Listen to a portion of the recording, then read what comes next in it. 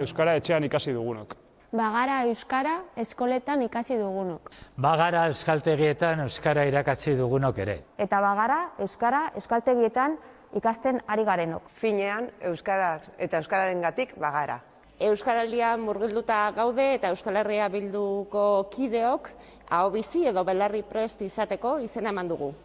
Hizkuntza ohiturak aldatzeko, ariketa sozial hau gizartearen gune guztietara zabaldu behar dugu. Norbanako bezala edo talde bezala gure egunerokoan ariketa hau egingo dugu.